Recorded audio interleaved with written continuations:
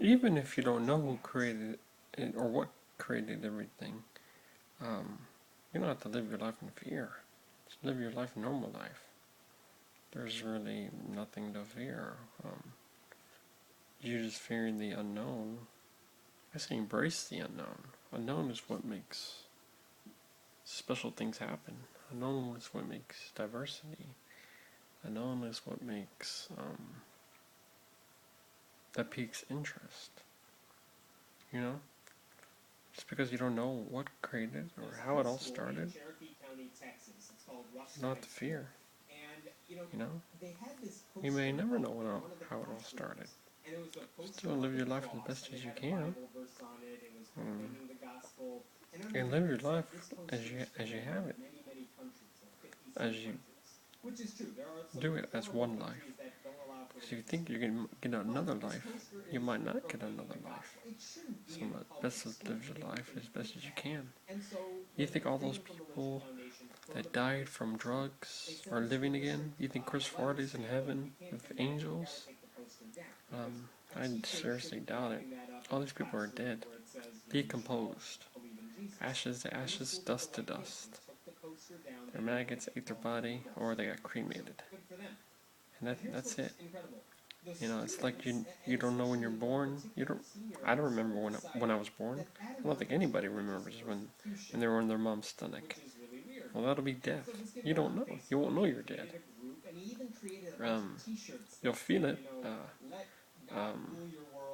Well, if you shoot yourself, you'll feel it for like. It depends where you shoot yourself. I mean, some people shoot themselves. Well, if you shoot yourself in the mouth, it goes straight to the instant death. Some people shoot themselves elsewhere, and they die in pain.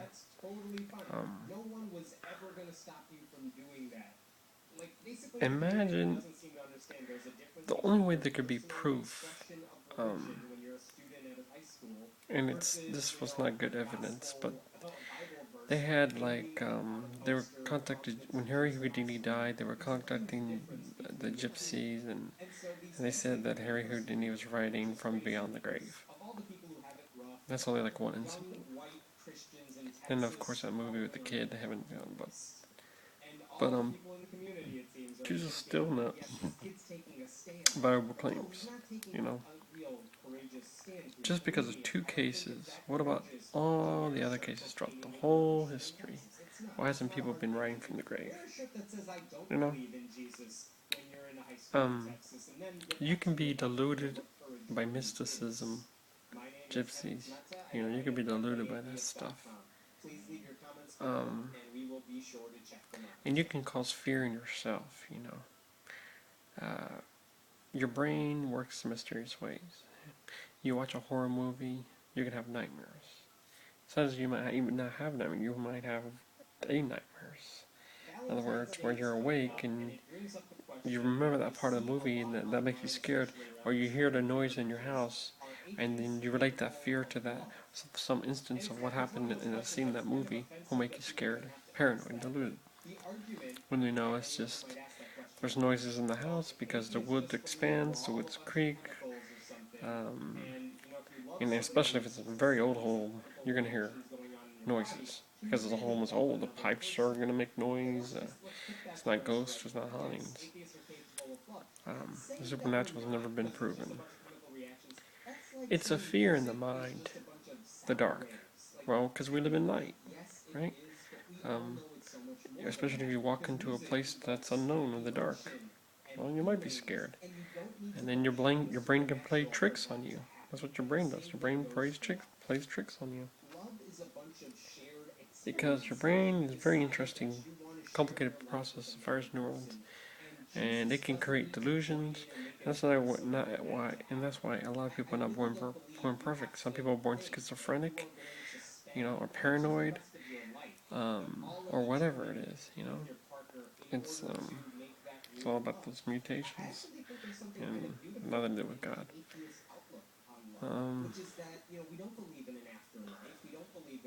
There's been so many afterlives, you know, all religions, Egyptians, Sumerians, Christianity, Judaism, Jainism, Islam, all versions of a heavens and hells and afterlives.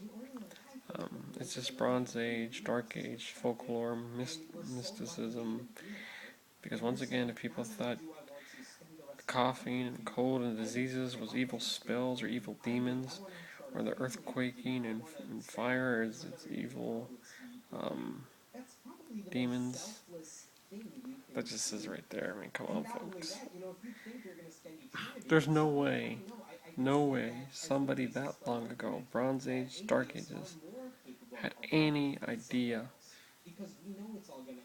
specifically about how the universe came to be. Just because words like, oh, the heavens has reached its holding, its weight, the heavens is, the earth is expanding, the universe is, the heavens are expanding. They had astronomers even back then. They had science, quack science. It's, you can't take it as real, let alone slavery, rape, and murder. I mean, that's an unjustifiable God. And of course, in that time, Dark Ages and Bronze Age, women weren't equal. Women were treated terribly. They were always sacrificing the virgins and then decapitation and torture, and it's a sign of the times, those terrible times. And we don't have shekels anymore. We don't have pence. Think about it. The Bible was totally divine. Everything would be accurate from the beginning, from that time till now, because it's the Word of God. God is all-knowing. God knows the beginning, present, past, future. In other words, it would be a book like a science book. That's how it would be, But it's not. It's not a. It's a fake book. It's a book of fiction.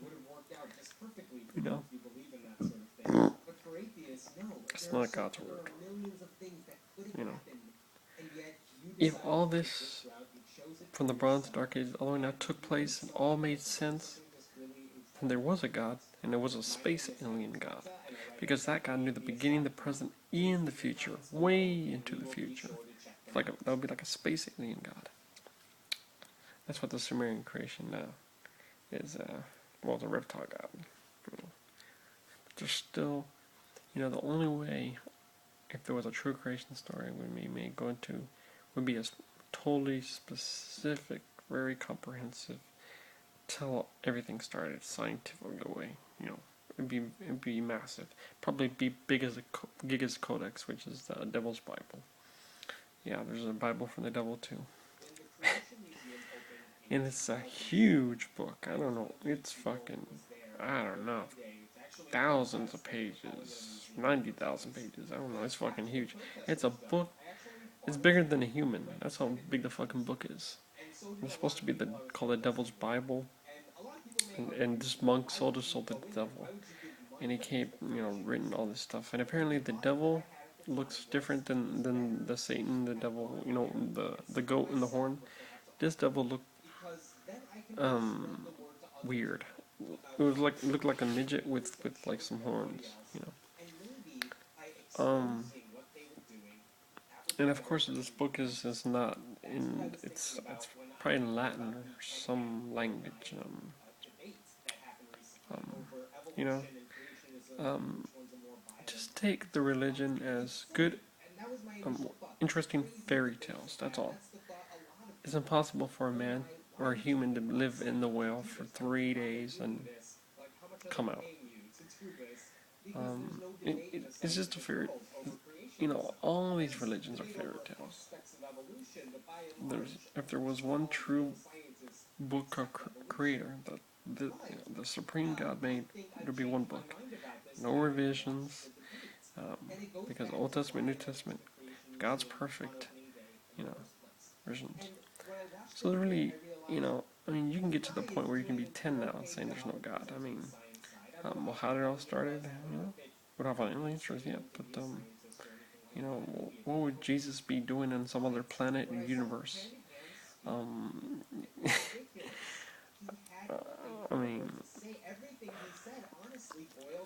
Or they say God's outside of time and space, and then Jesus is in a special portal. Let alone black holes are amazingly interesting. But even more crazy would be the sky can open up into an invisible portal with gold doors and gates. That's even more freaky and bizarre than a black hole. That shit's out of fiction. Can't be. How the fuck is that gonna be? Clouds and angels, and what the hell are they gonna say to you? You know?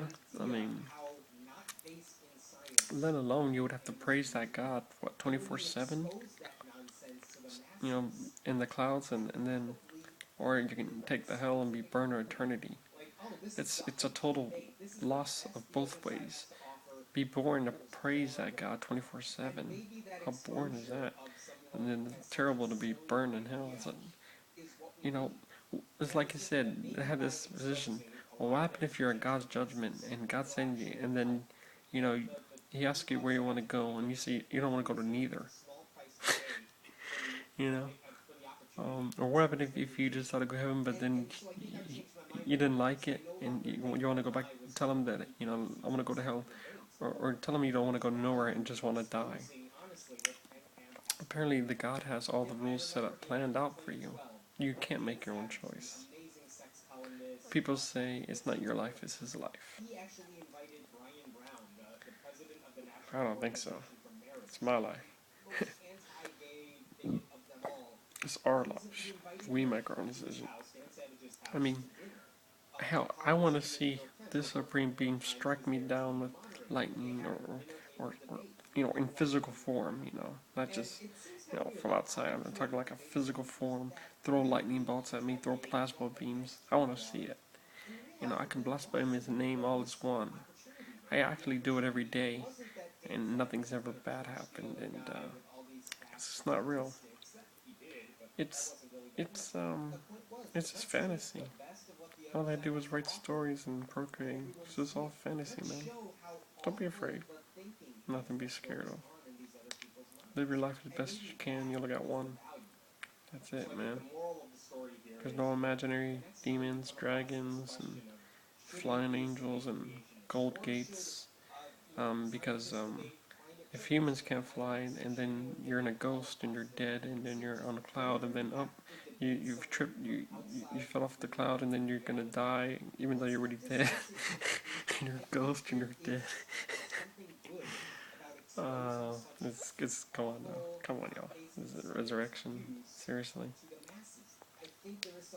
Not alone that, even on the resurrection of Jesus, where people said that's a bad mention to believe in God. There was different accounts. You can look at the Bible contradictions of the people that were there. They said the tomb was open. Some said there were closed. Some say these people were here. Some say these people were there. If people have different contradictions, it's bullshit, man. If all people was there, they would witness that event. They would know exactly what happened. There would be no, the tomb was open, the tomb was closed. It would be either the tomb was open or the tomb was closed, whatever it was.